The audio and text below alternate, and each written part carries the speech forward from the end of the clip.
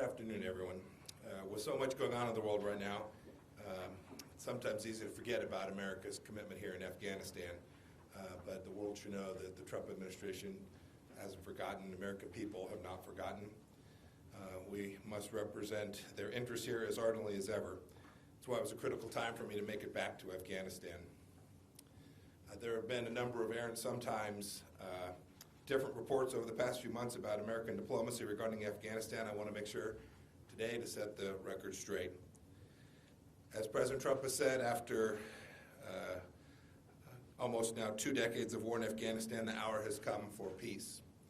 For the last 9 months, the United States has facilitated a peace process intent on protecting our national interests while convening all the parties for inter-Afghan negotiations that will allow Afghans to fashion a political settlement and determine the future for their country. In my meeting with President Ghani and Chief Executive Abdullah, we agreed that peace is our highest priority and that Afghanistan must never again serve as a platform for international terrorism. I thanked President Ghani and Chief Executive Abdullah for their long-term partnership and support for Special Representative Khalilzad on these important issues.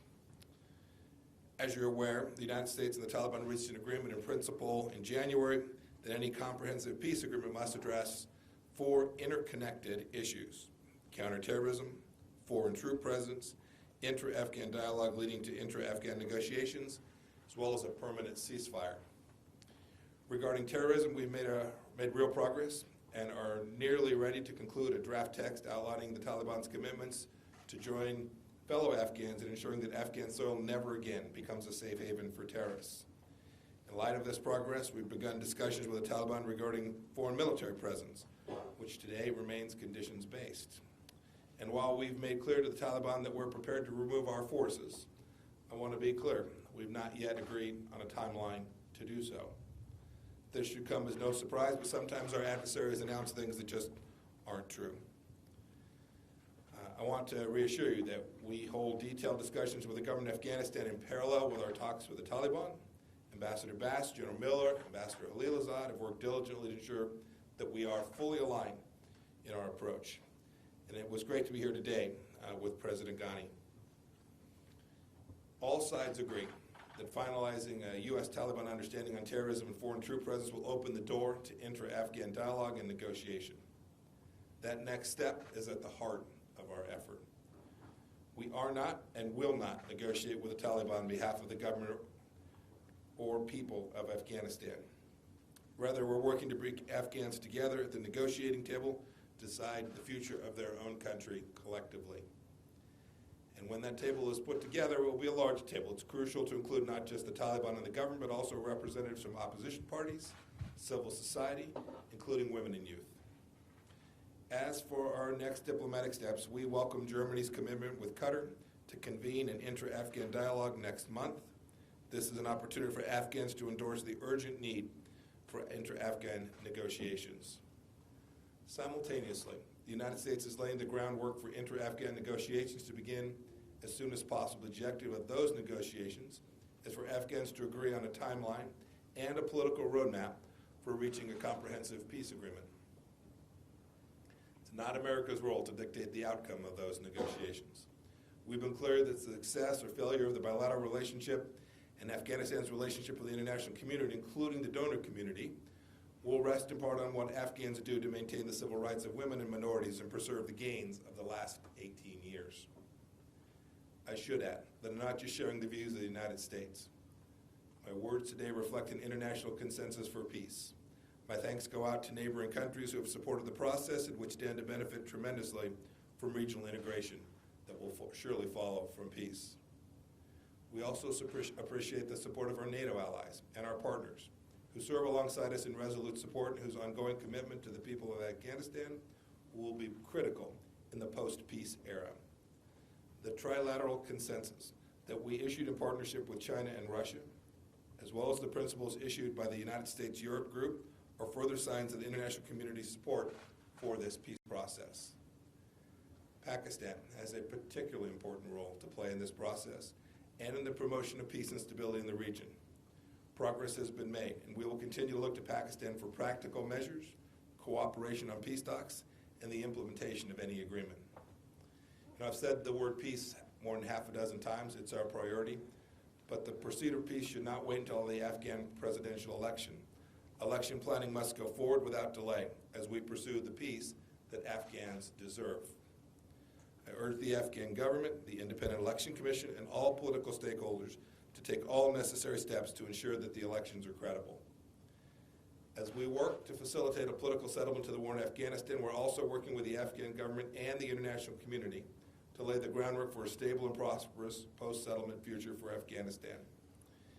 That's why today, beyond the meetings that I had at the palace, I had a number of internal meetings today to dig into plans for our future robust diplomatic, security, and development presence. The United States will help Afghans preserve the gains of the past 18 years by supporting state stability governments and a tradition on self-reliance. With that, I'm happy to take a couple of questions. Welcome to Afghanistan, Shafir Ahmadi from Tolo News. Just very short questions. Can we have a peace deal before the September elections?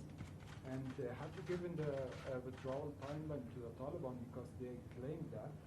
And what if the violence continues after a peace deal in the name of ISIS? Will you keep some troops in Afghanistan to fight Daesh?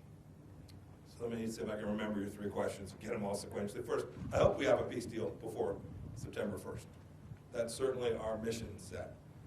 Second, your last question I want to get to, which was, look, we understand that the terror threat will remain, and President Trump has made clear that ensuring the terrorism wherever we find it is something America can address adequately. Your second question again, please? It was about withdrawal timeline. Yeah, I understand what the Taliban said. My statement was very clear. We have not yet provided them with a timeline. Hey, thank you, Mr. Secretary. Yes, You've talked about this in the past, but can you give us anything concrete about ways in which Iran has increased their involvement in Afghanistan to make the peace process more difficult? And then secondly, I'd like to give you an opportunity to respond to what Iran said today. They said that President Rouhani said that the White House is, quote, afflicted by mental retardation, end quote, and said that the path for diplomacy is closed because of the sanctions. Charlie, as for your first question, I can't share a lot more with you about Iran's involvement here in Afghanistan. I would say this. It is not in Iran's best interest to undermine this peace process. I would hope that they could see that they could see that every regional player's best interest that this peace process move forward. After 18 years, this is something that makes no sense for all of the countries in the region. In Western Afghanistan, there's a long border with Iran, and to have a reconciliation process move forward here would be in that country's best interest. And so we'll continue to do the security measures that we need to do here in Afghanistan. Should Iran seek to further destabilize the on-the-ground activities here, but I hope that they will not also choose not to undermine the political process, the reconciliation process in which we're engaged. I've been in meetings all day. I hadn't seen the statements that you read to me today from the Iranians. I can only say this. For 40 years, Iran has engaged in terror all around the world, and they continue to be the largest destabilizing force throughout the Middle East. So if your representation of what they said today is right, that's a bit immature and childlike. But know that the United States will remain steadfast in undertaking the actions that the President laid out in his strategy to create stability throughout the Middle East, which includes the campaign that we have, the economic campaign, the pressure campaign that we have on the Islamic Republic of Iran.